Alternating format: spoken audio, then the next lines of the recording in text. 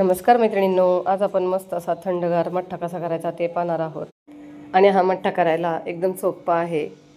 चला तर मग रेसिपीला सुरुवात करूयात। तर त्यासाठी एका पातेल्यात 1 वाटी दही घ्यायचं आहे। आता हे दही छान असं रवीने फेटून घ्यायचं आहे।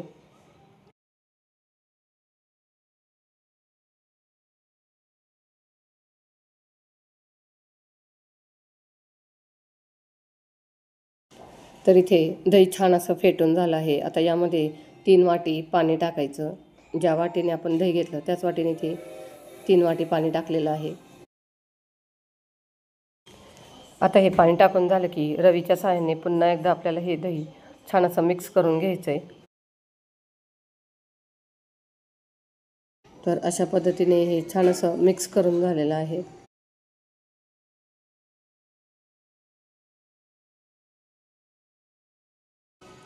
आता यामध्ये 1 चमचा आल्याचा रस टाकायचा, 1 चमचा वाटलेली जिरेची पावडर टाकायची। आता यामध्ये ठेचलेली मिरची टाकायची। तर इथे मी अर्धा चमचा ठेचलेली मिरची टाकली आहे।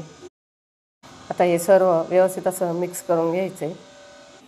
आता हे सर्व व्यवस्थित असं मिक्स करून झालं की यामध्ये काळं मीठ टाकायचं आहे।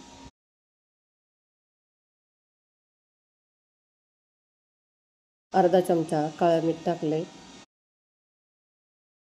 आता यातच 2 छोटे चमचे साखर टाकायची आणि थोडीशी बारीक चिरलेली कोथिंबीर टाकायची आणि आता हे व्यवस्थित असं मिक्स करून घ्यायचं आहे।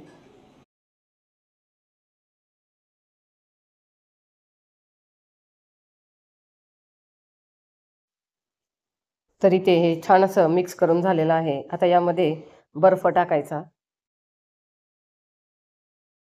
तरी ते मी 7 ते 8 बर्फाचे क्यूब्स टाकलेले आहेत।